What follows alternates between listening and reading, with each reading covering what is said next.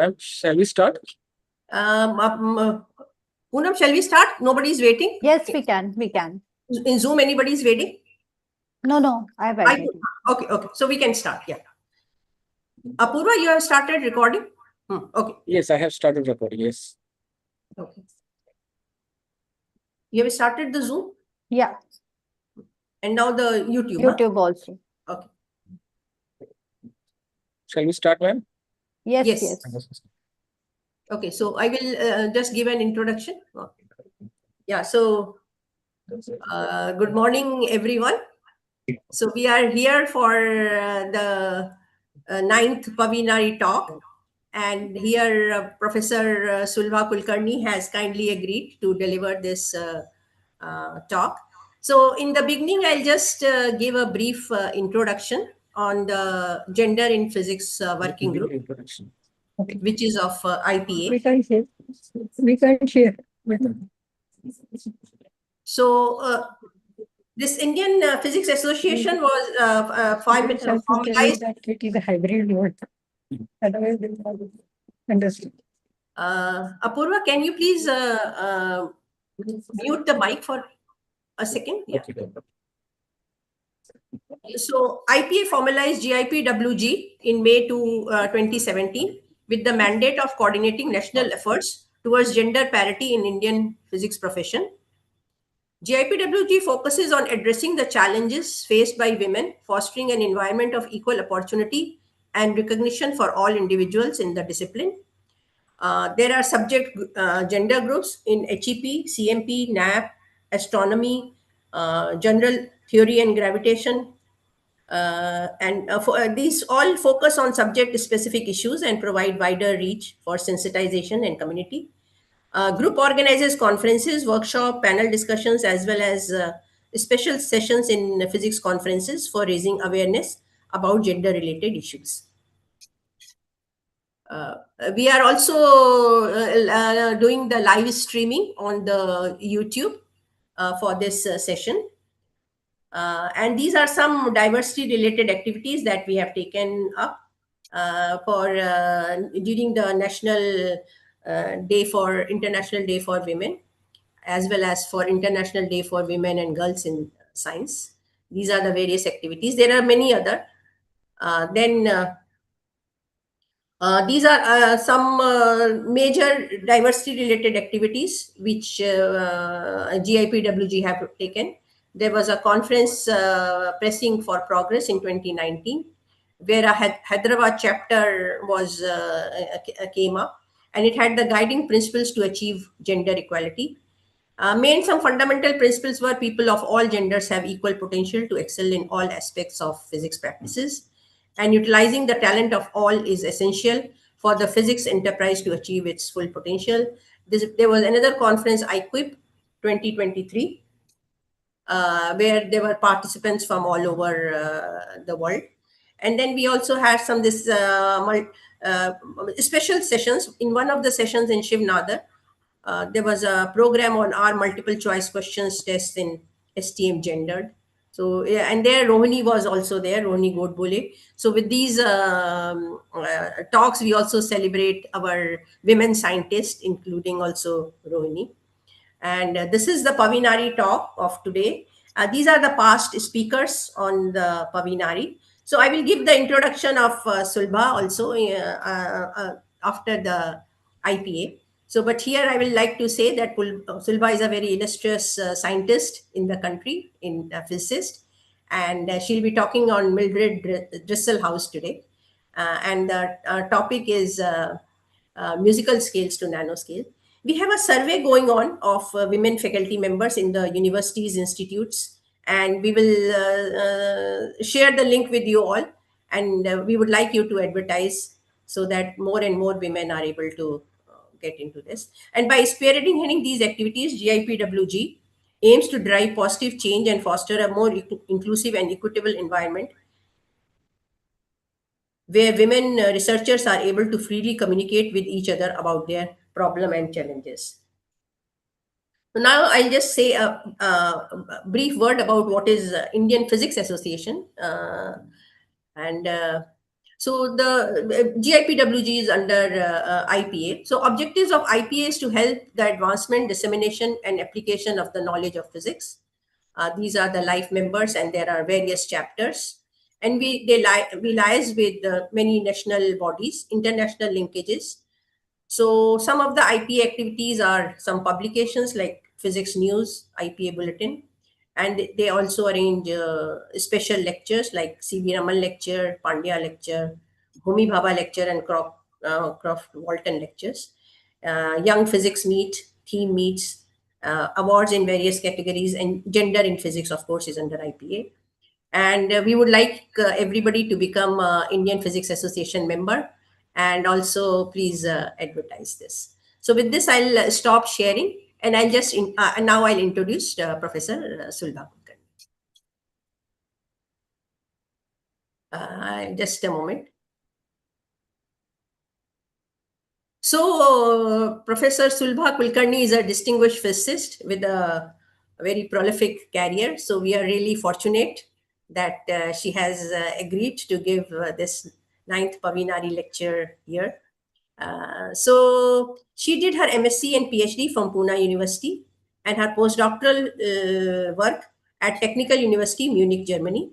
She worked at Pune University, IISER Pune, CMET Pune, and she was also Pro VC at Bangalore University. Her expertise is in the field of condensed matter physics, surface science, material science, nanoscience. She is fellow of several prestigious academies, INSA, IES, NASI, and also Maharashtra Academy of Sciences. She is also an academician of Asia Pacific Academy of Materials. She has more than 300 papers to her credit for in the refereed journals, and she has a patent on high strength aerogels. She has a large number of books. I'm always amazed. She has 9 books, including a book on nanotechnology principles and practices and foundations of experimental physics. But her most impressive book for our PAVINARI session will be her book on Ziddi, which she has written an inspirational book on struggles of female scientists. So I'm sure she will touch upon that book also during this session. And she has numerous awards and honors she has received. Distinguished Women Scientist Award 2022 by Society of Material Chemistry, then Durga Award by Lok Satta, Asia Pacific Material Society, APM Academician. She's a member of DST Curie Committee for Women's University Funding in India for 6 years. She was also a chairperson of Women Scientist A scheme. This was a very unique scheme of Department of Science and Technology to fund the women who had break in their careers. She has also received Bharatiya's Stree Shakti Women in Technological Innovation National Award. She's a recipient of Material Research Society, and she's a member of several national committees and many other honors she has. But today's her talk is a very unique talk. She's going to talk on musical scales to nanoscales, a research, a journey, and a journey by Mildred Dresselhaus. So we welcome Professor Kulkarni to kindly share her thoughts and talk. Welcome, madam.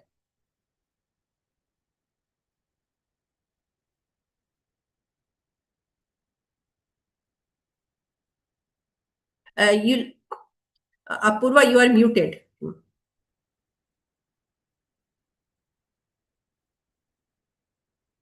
Apurva, please unmute yourself. Right? Loudspeaker. No, they don't have. That will create howling. Ma'am, can you see the presentation? No, Not yet. no. Okay.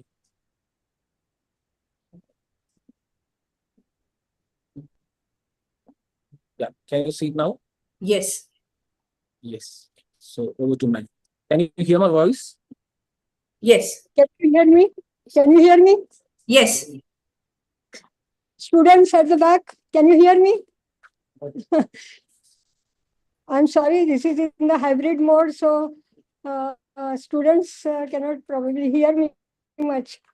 But I will try my best to talk loudly as much as possible, and hope you will also see my slides properly. And that should be quite useful, because what I have written here is also proof of what I'm talking. So thank you very much, Shikha, Poonam, and GIPWD members. Thank you, Dr. Karad, MIT, WPU, because of whom we are all here, and his support. Dr. Nitin Kulkarni, HOD Department, MIT, WPU, Dr. Rohini Bhalero, Paneskar, Dr. Apurva, and all of you who are present here, and also those who are online. So I'm going to talk.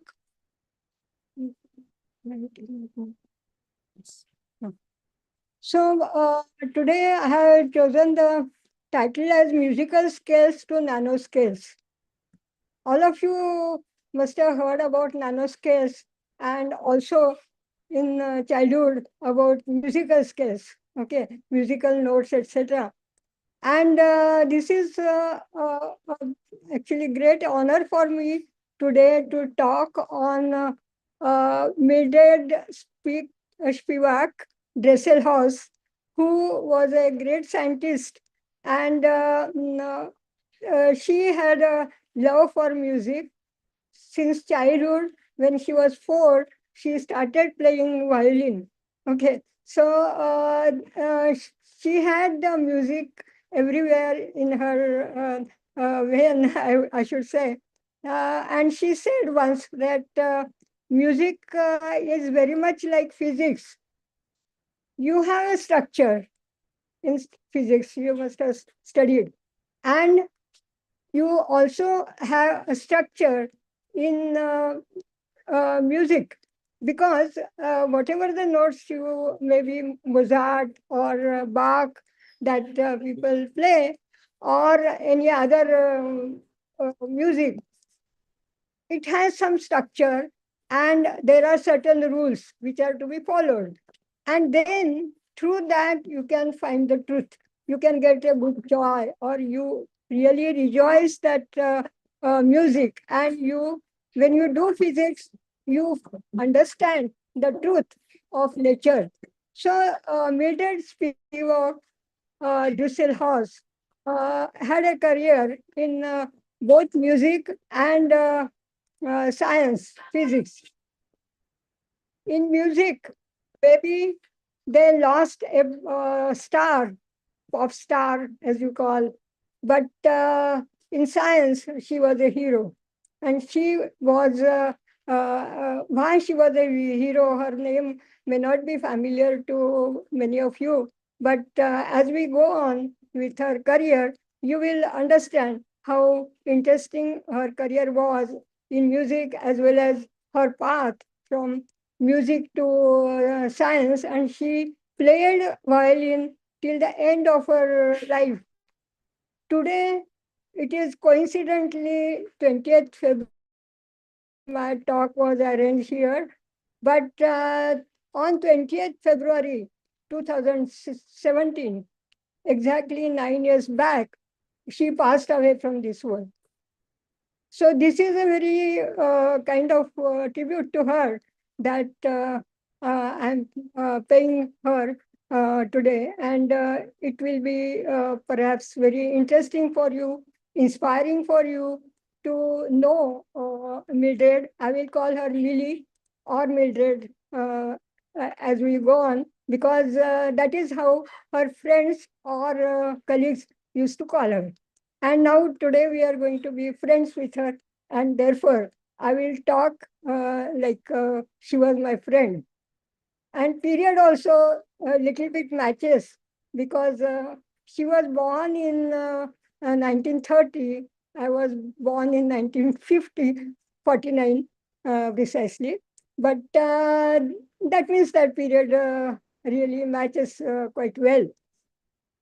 So, Mildred was a great physicist and great scientist. And you would like to know the scale of legacy. Because nowadays, everyone thinks, okay, in top 2% in Stanford list is something great, because in newspaper, media, we hear it a lot. But there are many other scientists also who are in top 2%, but we don't know. Okay, because local newspapers don't give that. But she is, even in 2025 list, she is in top 2% of the Stanford list. Her H index is 212. When she passed away, it was 170, which is really illustrious. I don't know anybody in India who has that kind of H index also. Her citations are beyond 2 lakhs. I checked the figures yesterday because I wanted to be updated properly. So 2,73,899 was the citations, how people are referring to her papers. Okay, that is citation index. She had over 65 PhD students, and there were more than 30 postdoctoral fellows in her group. She had 36 honorary doctorates internationally, from Zurich, ETH, to Hong Kong University, worldwide. Her acceptance in Japan, in Europe, everywhere, she was accepted as a great scientist. She had many presidential honors. I will come to it a bit later. And she was, of all these things, she was very passionate, visionary physicist who taught us to work, particularly for women, to work hard even if you are sometimes ignored. People don't consider that that you have done something. But until you cannot be ignored by anybody, okay, if you are good, someday or the other, they have to take your notice. And that is what she achieved. So that is something really great about her.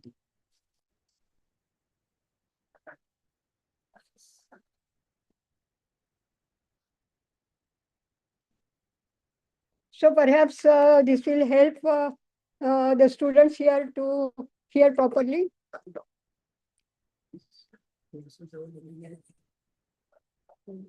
Okay.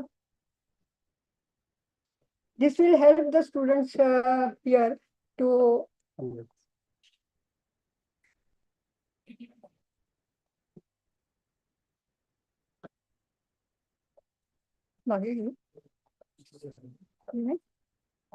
okay. So can you hear me now? Okay. So we'll go ahead. These are the books Mildred had written: solid state properties, fullerenes, nanotubes, group theory, ion implantation, Raman spectroscopy, intercalation, thermoelectricity. So these are solid physics books, actually. And I will skip this and go ahead. She was a topper student throughout. She was great musician, brilliant scientist, tireless educator. She used to teach at MIT in USA. Okay, little difference. Here we are at MIT Pune, WPU. She was mentor to many. She was trailblazer for women. Not only that, she balanced work and home. This is coming in between. I can't read sometimes. Oh, okay. She was mother of four children. Okay. So there are many women who complain that, oh, I have a small kid at home. How can I manage work and home and so on? But she was mother of four, successful wife. She and her husband they had a partnership, not only at home, but at the work also. Okay. He was a theorist and he himself had a great name in semiconductor physics. She was a loving grandmother later. She had 5 grandchildren, and they are all in STEM. Okay. So she is also a role model for all. So these are some of her achievements, I would say.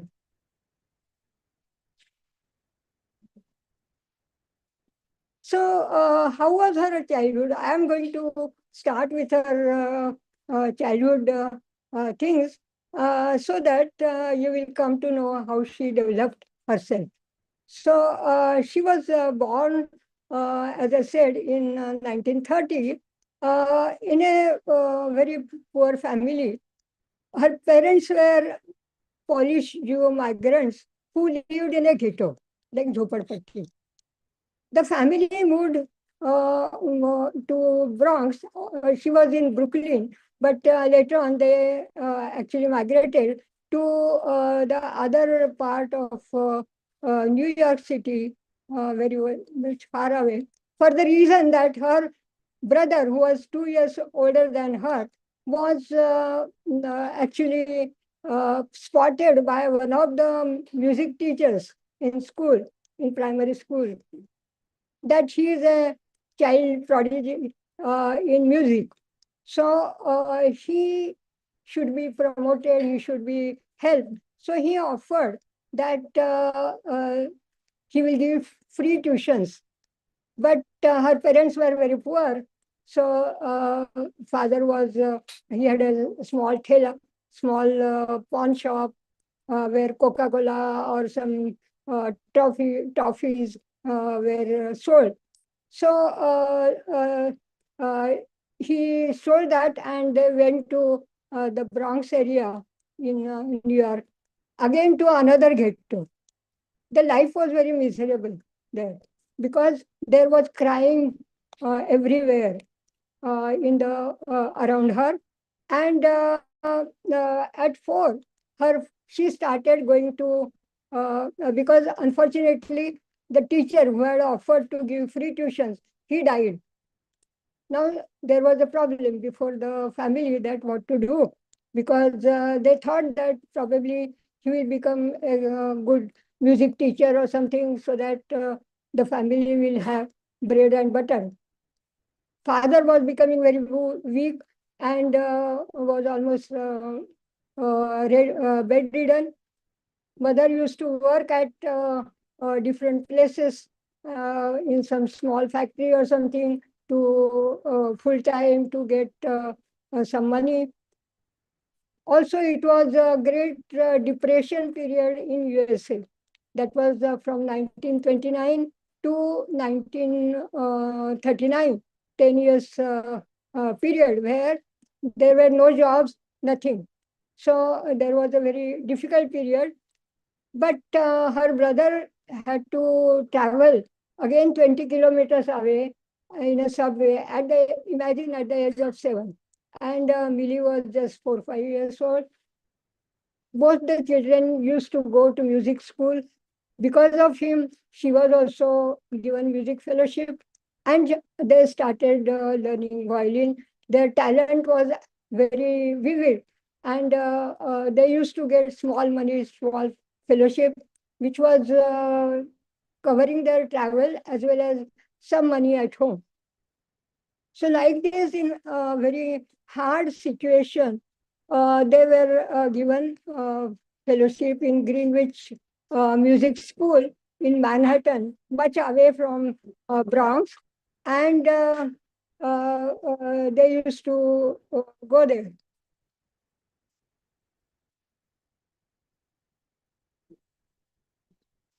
Okay.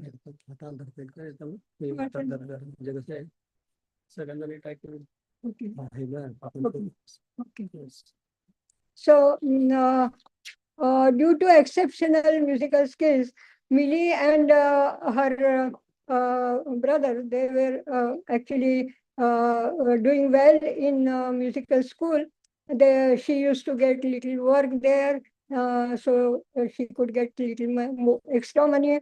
And Millie used to work at home also. Mother used to get some from zipper factory. She used to work also in summer at these factories.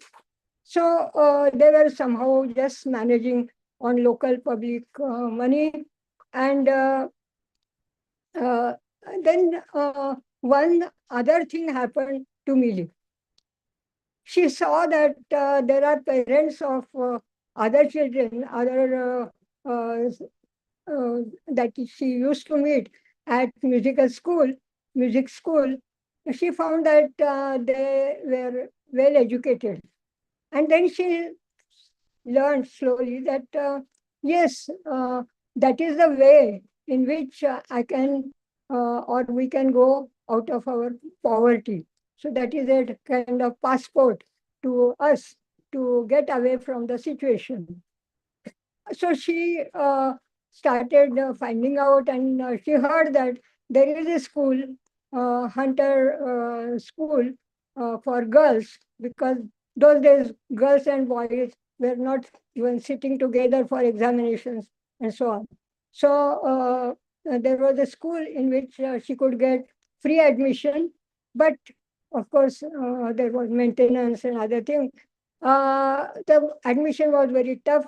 In spite of that, she worked very hard, go to public libraries and get some examination related thing so that she could pass the examination and got the admission. That secured also her admission to Hunter College, Hunter College from high school. But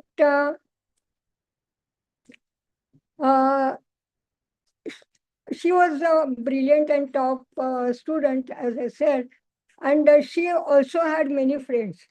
That is very interesting, that in spite of her hardship, she had only one dress to go to the school properly. But in spite of that, the friends at the school, they used to like her because she was very versatile. She was brilliant in mathematics and science. So if there is somebody is not able to understand in the class something, she used to teach them. And that way, even other school or students, their parents used to approach her for tuition. So that way she could get extra money for her completing her school and college. So her father was, as I said, was very ill, and that was a problem. Yet she had a very good record in school, and there was one silver lining for her difficult childhood, that in Junior Analyst, that is a magazine, in 1948 of Hunter College for Girls, where the friends had written, any equation she can solve, every problem she can resolve. Mildred equals brains plus fun, but in math and science, she is second to none. So what a compliment. So that is how Millie was from school days. One interesting thing happened when she was in the second year. At Hunter College for girls, the girls used to find that it is a good school where school teachers are produced, nurses are actually, and secretaries jobs can be obtained if you are from junior college, Hunter College. And that was the only top college in whole New York City.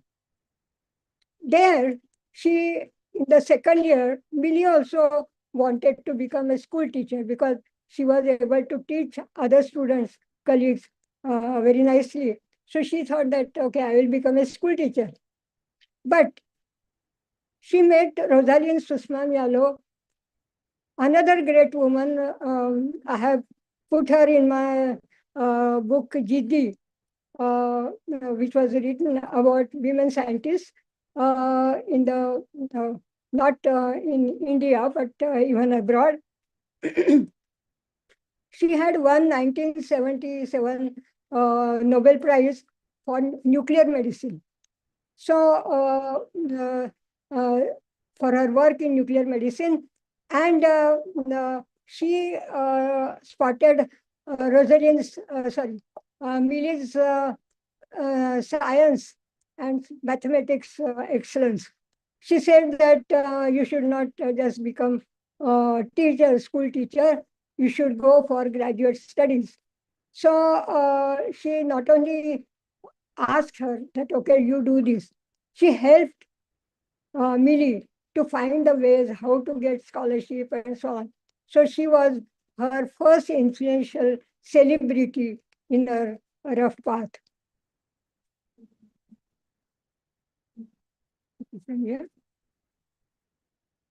Okay. Millie got a fellowship after Hunter College to go to Cambridge, and she went to offer Cavendish Laboratory, which was world-class laboratory in physics at that time. So she could see that there were only few women. Okay, there were hardly 4 or 5 women around in physics in UK. But then this is Cambridge, UK, where she went. She thought that, okay, then that is another reason that why I should not become a scientist. And that is how then she decided that she will become a professional scientist one day. So after coming back, she went to Radcliffe College, where the admission was already secured. And very interesting thing at that is women did not take examinations with men. Okay, so she had to give examination at one place and classes at Harvard. So that is how she managed her education. And then after passing MS successfully, she went to University of Chicago for doing further studies, that is in PhD. And she was influenced by Enrico Fermi, none other than Enrico Fermi. That was the second influential celebrity in Millie's path. He taught how to think like a physicist. Okay, and they used to walk every day because they were in the same area to the university. And he used to encourage that you choose your own problem. Don't wait for guide to give you problem. So that is how she started thinking and working. Her PhD supervisor, Lawson, he was another queer person. Andrew Lawson, he did not even know before she was about to submit her thesis 2 weeks before that she is going to submit her thesis, because he never thought why women wanted to do PhD. And he thought that why girls want to have a PhD degree. So that is how was the thinking at that time. And even maybe today, he did not understand why girl want to have a PhD degree. But then she submitted her thesis, magnetic field dependence of the surface impedance of superconducting tin. So she successfully obtained her degree and got National Science Foundation fellowship, postdoc fellowship at Cornell University in 1958. There she met Jean Dresselhaus, who was already famous in semiconductor physics and today's spintronics. He was one of the founders for that. And actually they met and they got married. But then there was another problem at Cornell University. No husband-wife can work in the same place. So that was a two-body problem, as we always say, that you cannot have both working together. So there was no future for Millie. And another thing they said, that how the engineering students can learn from a woman. Can you think about that? So that was how was the mentality. And then she was a bright student and also ambitious. So her husband, he must have done a great sacrifice, I would say. He said that, okay, let's move. And they went to MIT. Now, at MIT in USA, there was no problem to hire a couple. So they went to MIT at Lincoln Laboratory, and there she was told by the director there that you can work in anything, but not work in superconductivity, because he thought that superconductivity was already over, no future there. So choose something else. And she was told to work on carbon, graphite. Nobody wanted at that time to work on carbon. It was like a dead man's land. And she was given a challenge. Her husband, however, said that, okay, do it, let's see.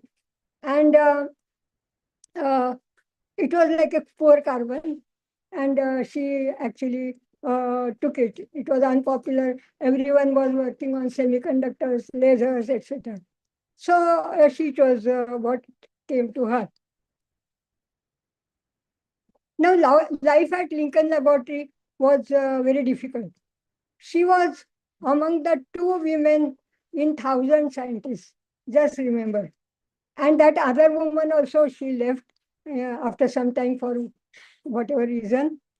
And she had 4 children from 1959 to 64. Okay. So with 4 children in 5 years, you can imagine how difficult it must have been. She had to give most of her salary to nanny and start her day at 5:30, go at 8:30, come back in the 5:36 in the evening, like that. And there was no maternity leave or any childcare facilities at the university, because she was the only woman who will set up all that in those days. So there was a difficulty. Life was very, very difficult. But she had a perfect family. You can see that 4 children, husband and wife, and her probably Dresselhaus, her husband's parents. So they were happy together. But now let us come to her scientific work. Okay, so how in spite of such a thing, she worked on carbon. As you can see that graphite, which is a material which is in pencils also, that has almost no value. Diamond, the precious one, but she was working on graphite. She studied various by techniques like X-ray diffraction, accurate spacing, etc. So after learning that, she went to study its electronic structure. Okay, so I have shown here the graphite structure, AB layers, and how she studied it. she was using low temperature for her experiments, 4.2 Kelvin. So very, very low liquid helium she had to use and so on. Use of gas neon lasers in 1960s, that was very novel. And that nobody had put for studying graphite or any material for that matter. That was a revolutionary thing at that time. So in her experiments, magnetoreflectance, that means magnetic field application as well as optical studies. So that was very novel at that time. Even today also it is novel. And she had to use very high magnetic field in Teslas, tens of Teslas. She was familiar with superconductivity. She had assembled her own equipment. So here also at Lincoln Laboratory, she assembled everything and worked on it. So that was something novel. Now, earlier work on graphite, which is maybe not everyone is familiar, but D. Haas van Alphen measurements, and one had to use to study band structure. Slonimsky-Weiss law, that is SW model, and fit the experimental parameters into a particular model, and that has to match. So she used later polarized light, but her major contribution to graphite was great reversal in graphite basic physics. Earlier, there was a kind of everywhere there are groups and they are famous. So it was McClure group, which was very famous. It was a kind of school in graphite studies, and they had given a band diagram in which in the Brillouin zone, you consider the axis HK, H dash, and there when you plot, you will get the various curves which will give you the band structure. Okay, how where the electrons located, where the holes are located in the structure. So in the Brillouin zone. So she actually used an unpolarized laser beam in the beginning, and she found that yes, she got a curve where the magnetic reflectance was found, and then she plotted that in the Brillouin zone, the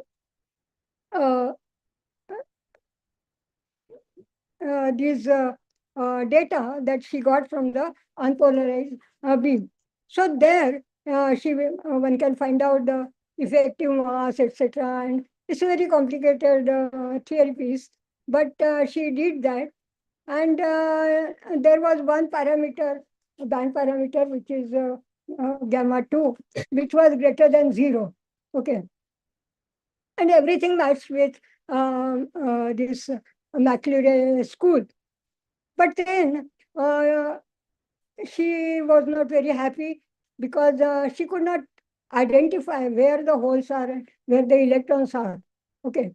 So it is like you have some kind of burqa, and you cannot see where is the face and where is the back, that kind of thing.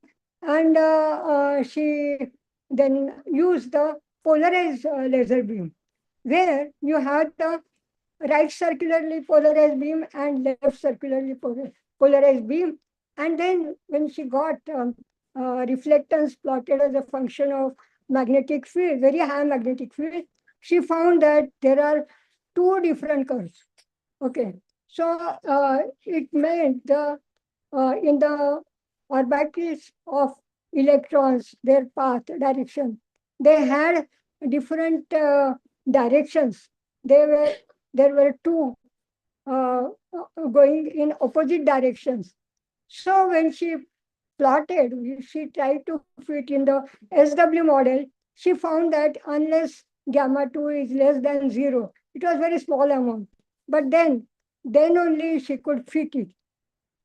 Then whole reversal in the band diagram occurred. Don't think too much about it. But if you look at the center in the left-hand figure, you find that there are holes. And in the right-hand side, you find that at z equal to 0, there is a pocket of electrons. Okay, so that was the grand reversal, which means that at Fermi level, you have the electrons in graphite.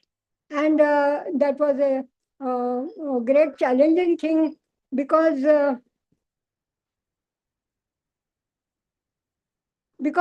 she had challenged the giants in the field like Mildred and gave dramatic boost to the understanding of graphite and later carbon nanotubes and graphene also.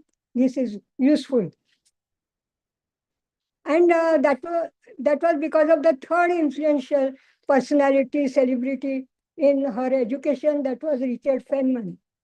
He had given some lectures at Chicago, and she used to attend his quantum physics lectures, and she saw clarity in his thoughts, in intuitive thinking, and disregard for academic fashion. Okay, something is fashionable, therefore you do, not like that. You do something that you understand, you clearly think which is right or which is wrong, and be bold to present it. So that was the thing, and that she had understood well. Millie was actually learning from different people step by step, although she did not have good background at home, good surrounding, but she was learning properly and she was bold enough to put that forward. Then second contribution of Millie was after graphite, she started working on putting different ions in the graphite. She used gases to include, I will not go into the details, but intercalants like potassium, bismuth, antimony, arsenic, lithium, and so on. Now, today we know about lithium batteries. Okay, everywhere in now they are very useful and energy saving and so on. So, Millie used magnetoreflectivity and Raman spectroscopy. She started using Raman spectroscopy, which was not used for solids, it was for molecules and so on. But Millie, when she started putting it, she could hear, as you can say in violin, the music of carbon atoms. Okay, she was playing with carbon like she used to play violin. And when she started putting it, then she would see from Raman spectroscopy how these vibrations are, molecular vibrations. Okay, so basically this is intercalation, very important today's lithium-ion batteries. She had started working, and now you know that you use graphite electrodes and other electrodes where how the ions pass, how they exchange their charge with the electrodes, and that was very important. Then there was an injustice also about credits. Mildred had observed, she was doing also laser ablation of graphite. She saw large clusters of carbon atoms, which were of the size more than 20 or so, even up to maybe 100 or so. But when she had put that work in MRS Symposium, and it was published also in the proceeding, unfortunately, I could not get the original paper, this paper. But as I learned, the Exxon group of scientists and Smalley, who got the Nobel Prize for fullerenes, he was also present in the conference, and they knew that there are large clusters possible of carbon, which Millie had seen, But when there was this paper, which I have from their paper, I have taken this graph. They saw carbon clusters up to 100. This is 1984 paper, which was before the Rice group discovery of fullerenes that she had published, but there was no acknowledgement anywhere. I checked that paper, nor there is any reference to any of her paper, and she was completely discredited of anything. And in spite of that, this is fullerene discovery. This is hollow molecule clusters that were imagined, and this girl Kroto Smollett, they got the Nobel Prize in 1996 for their discovery. But in 1990s, Mildred and Smollett, they predicted also the carbon nanotubes, which were in few weeks' time observed by another group in Japan of Ijima, and he is credited for that. Of course, Mildred did not ever wait for any acknowledgement, anything, and she was, but contributed because when graphite sheet is there, she had imagined that when you are putting very high temperature and it is getting evaporated, there are the carbon flakes of molecules or graphite sheet that can roll and that can form the carbon nanotubes. So she had predicted, and that was very useful because she had also intercalated atoms. So along with that, if there is intercalation, how the conductivity changes. Now, how the graphite rolls. So it can roll in various fashions, like depending on the chiral vector. It is armchair, or it can be another configuration. So there are three different configurations for that. And she actually understood that very well.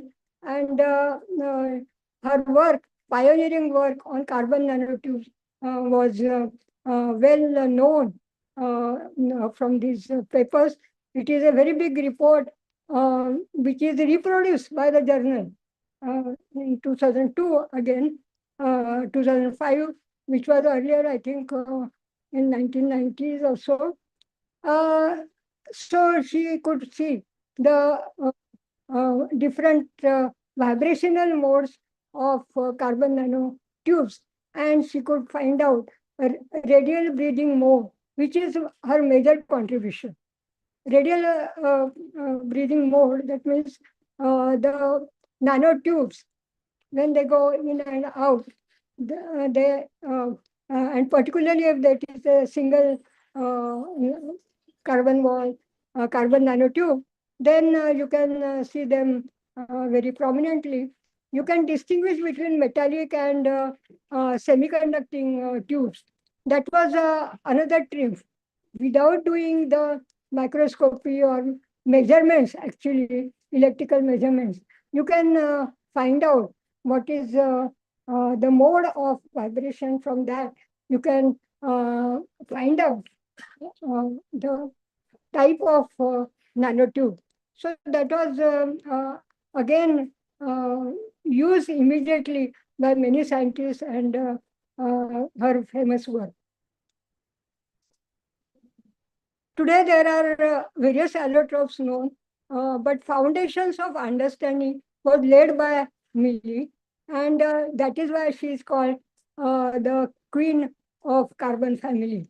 And when she was at a Lincoln laboratory, nobody thought that she is working in isolation, just no time for socialization, drinking cup of tea or something with others, or coffee or something. But she used to work alone and go home. But in spite of that, she was building her own throne. She became carbon queen, and that is, she was doing it in isolation, and people never thought that she will become one day a very famous scientist. So I will not go into the details, but there are ways to find out the carbon nanotube differences, and that was very useful. Then her another great contribution is thermoelectricity. You know that there is a lot of heat wasted, like I am talking and I'm wasting a lot of heat, or the laptop is giving out a lot of heat, or maybe in ACs and refrigerators, you have a lot of heat generated.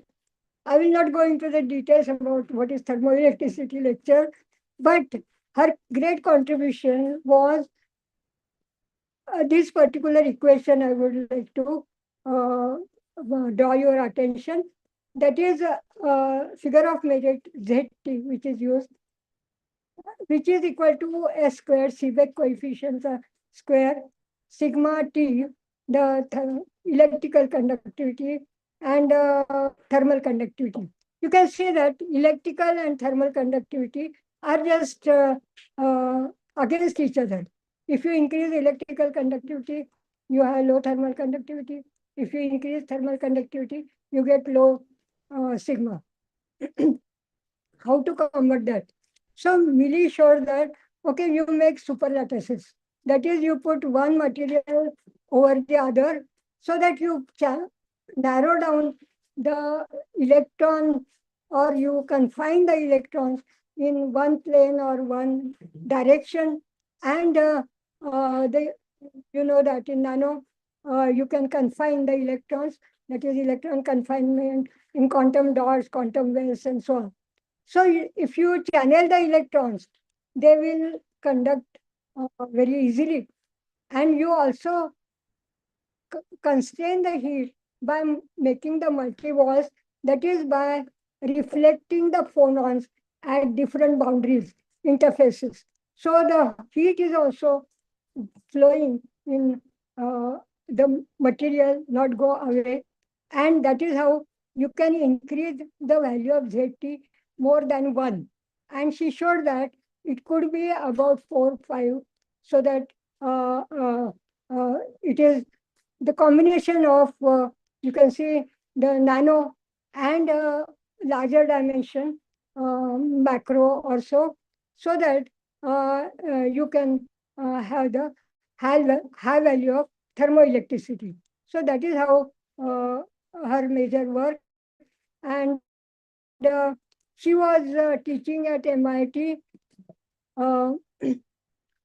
Another aspect of her that she used, she taught solid state theory, group theory. Then she was also talking about carbon research.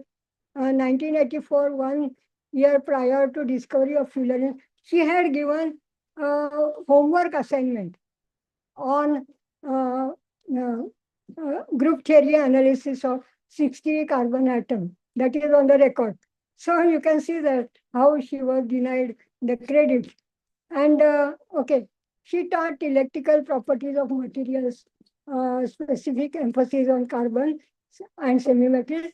She taught nanoscience. Okay, so that was a very advanced thing. I'm coming to my time is over. How much is 11, 15, 12. Huh? It's 12. 12 minutes? Oh, It's 12 now. okay, so can I go for 5, 10 minutes? No? Can I have 5 minutes, 5, 10 minutes? Oh, 10 minutes. Okay, I will try to finish in 10 minutes.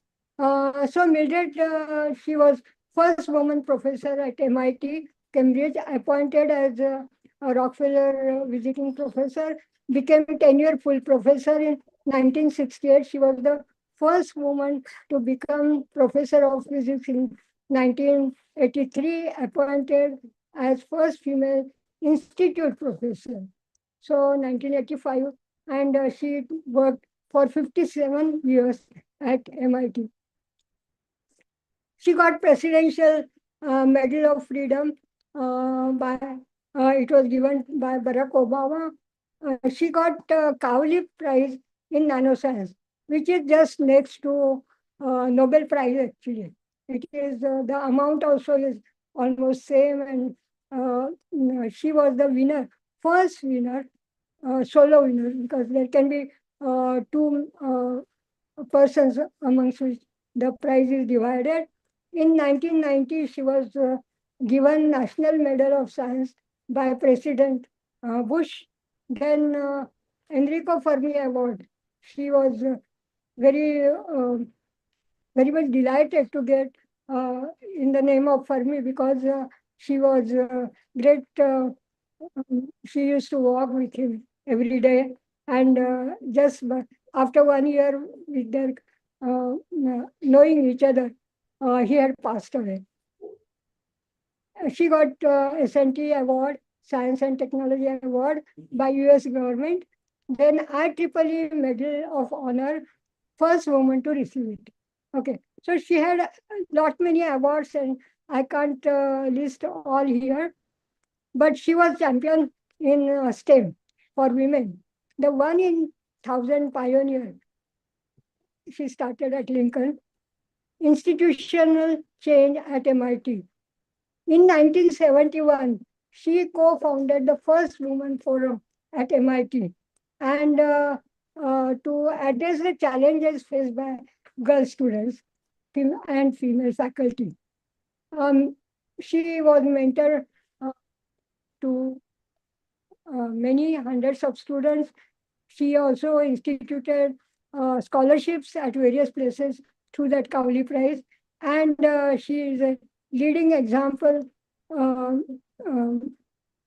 for many. So Presidential Award, then Cowley Prize ceremony 2012. And I'm coming to the last slide. Follow your interest, get the best training you can, and then try to make contribution that helps mankind. That was her message. She passed away on this day, but her legacy is there. Okay, so I will not read through it, but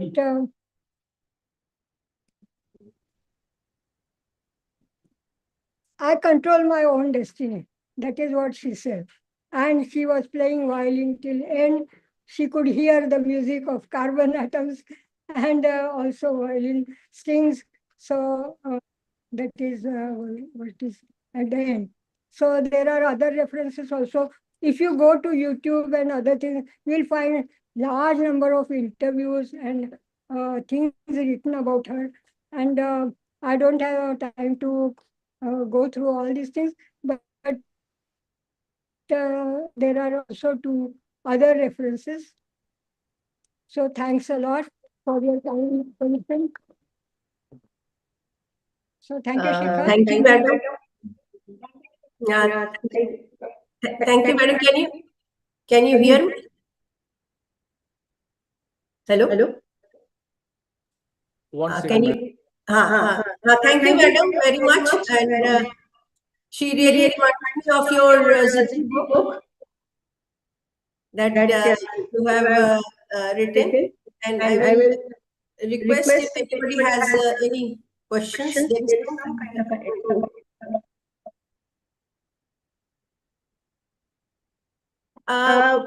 What about her students? How many students she had?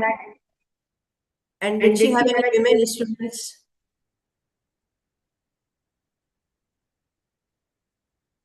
Hello?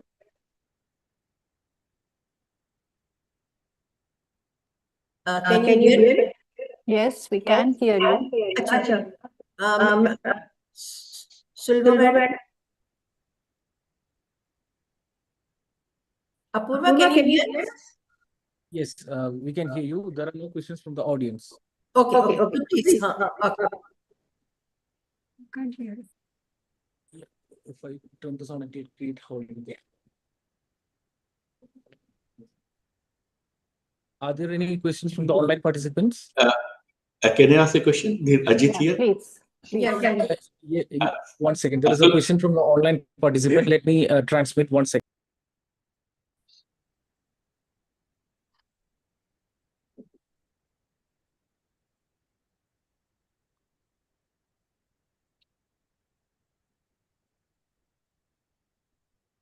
Hello. Should I ask questions? So, Just wait a second. Okay. Oh, hi.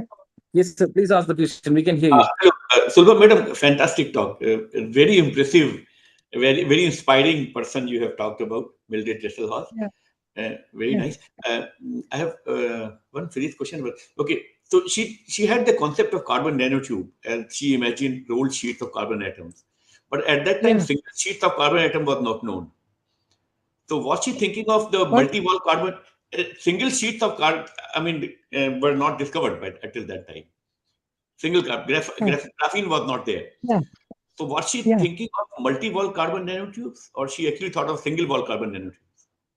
She was thinking initially of single wall because she had the picture of graphite, single sheet. Okay. I see. Okay, that's interesting. So Can in you some hear sense, me? okay. Yeah, I can hear you. Yeah. Okay. Yeah, yeah. Single So wall. she was thinking of single wall because she was having the picture of intercalated and those kind of things. Okay. And she was thinking of graphite melting. So taking just single sheet and rolling. That is what I think. Okay. Okay. Great. Very interesting. Yeah, Achha, yeah. can I ask one more question? Yeah. This was also very. I mean, you said that she had 4 children, and her professional achievements are astonishing. And you said Yeah. that she balanced work at home and home very well. I'm curious. I mean, you mentioned that she used to get up at 5:30 and go to office at 8:30, come back at 5 p.m. So, what support system she had? Who took care of children when she was in office? There was no child facility at MIT. You said no. Is what I said, that she had a nanny at home. That Oh, she had means a nanny at maid servant. And she shared, she gave a lot of money to her. Okay, all right. Okay, spend resources for that. So, Yeah. of the salary that she was earning, she was spending Very on good. her. All right, It excellent. is investment rather than Yeah, yeah, spending so sure. much on. Yeah, thank you very much. So Yeah, that very is nice. how you have to balance. Yes, thank you. So caretaker, you have to. Hello. Yes. Hello. Yes. Can you hear me, madam? Yes, Yeah, yeah, I can hear. Shikha. No, she reminded me of your Ziddi book. Okay. Okay. Yeah, she was very persistent. What I wanted to know that how about her students? How many students did she have, and how did she manage? She had totally 65 PhD students. That's what you mentioned. How did she Yeah. manage so many students? Like, Yeah, she had a big group when she went to MIT engineering, electrical and engineering department. She was a professor there and she set up there a big group in solid state physics. And she was experimentalist and her husband was theorist. So she had another great support in her work. But if you see, look at her bibliography or work, you will find that they were not always collaborators. She had some papers like 1968, a reversal. Her husband was not there, although he must have helped her at home, but with the concepts, because they used to sit every day at kitchen table at 7:30 in the evening to discuss physics. So that was how it was going on. And that is why I said work-home balance was achieved. And they were partners till end, like not in other places. Okay. She died at the age of 86 and he at the 92, but they were together since they got married. okay.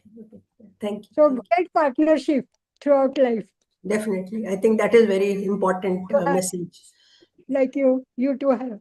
Mhm. I don't know if there are any other Yeah, maybe questions. can I make a comment? Yes. Yeah, very nice talk, exciting talk about Mildred. I think also recently I was hearing a talk on MOFs and metal organic frameworks. from a Oh, chemist. yeah. And there also the allotropes of carbon come into very much, I mean, there's a strong role of these allotropes of carbon. So I think her contributions have connected physics and chemistry very nicely as well. Yes, sure. But for some time she was neglected and she was not acknowledged, and people kind of, woman doing science, that kind of thing was there till she really rose. And as I told in the beginning, that from very poor background, she came to such a great height in science. With so many In her difficulties. Unforgettable. Yeah, yeah. No, Yeah. thank you very much for this nice. There is a question from the Yeah, audience. thank you. There is one question from the audience. Yes, please. Before I ask this question to Sulabha Kulkarni ma'am, I want to share with all of you. I've very rarely interacted with the community. I have a speaker director of IISER and it's a privilege and honor to class because of course, I was a critical PhD student when she was right at Pune University. And I've had the privilege of seeing she's been talking about very production. It's been really inspirational. But she herself has been supportive and has been inspiration to us because I've seen the manner in which she has worked. She's not allowed any the fact that gender disparity still exists and was there in Pune University when she was in research. And I have, when I have observed her, I've seen that she's never ever acknowledged that gender disparity and she's always tried her best to overcome. Now, when you look at the lifestyle of the lifetime achievements of many that man has presented, it's extremely inspirational. And you understand that the challenges that the so-called challenges that we face in our lives are nothing compared to what she has been facing. Imagine not having maternity leave. You cannot imagine the time of a scenario today.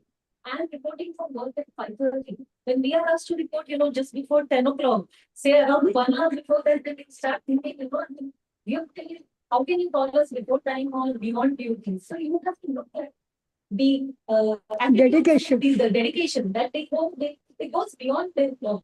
My question to you, ma'am, is of a qualitative nature, nothing to do with physics. Looking at all the difficulties that she had overcome, I think they were inspiring and somehow motivating for her to actually, realize her potential in her life.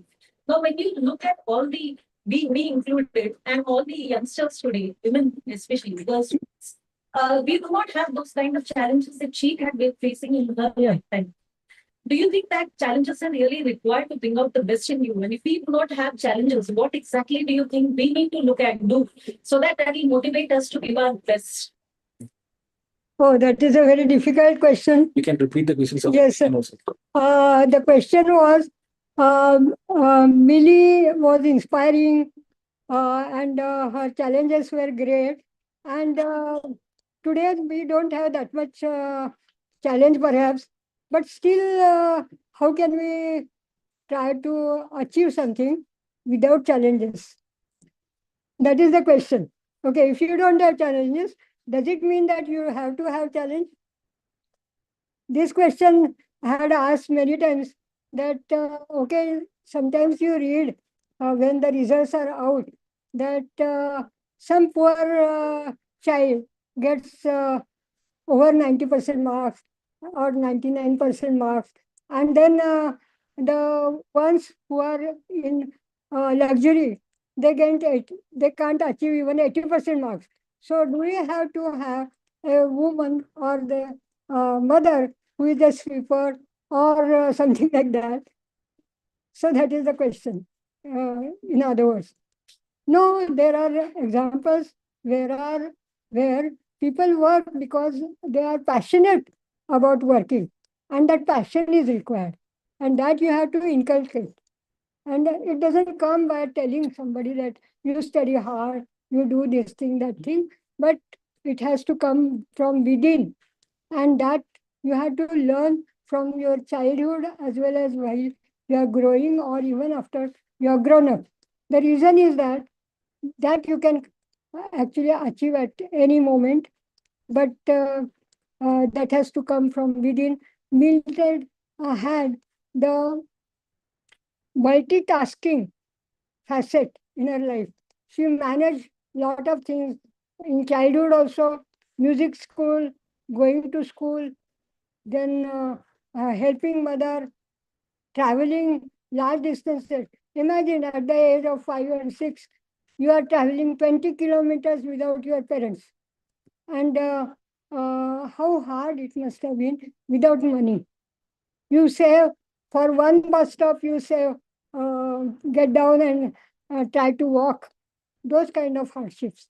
But yet, okay, you have to really do something, even if you don't have the challenges like she faced, you may be having different challenges. Maybe today we are talking about AI and there is a danger that, okay, whether I will get a job or not after studying so much, but then you have to find where you will be absorbed by the society. Okay, so that is, I mean, very difficult question. Rohini, you keep me surprising always. So I don't know if there are more questions online, YouTube. On YouTube, are there any questions? We were also live streaming, but apparently there are no questions on YouTube. So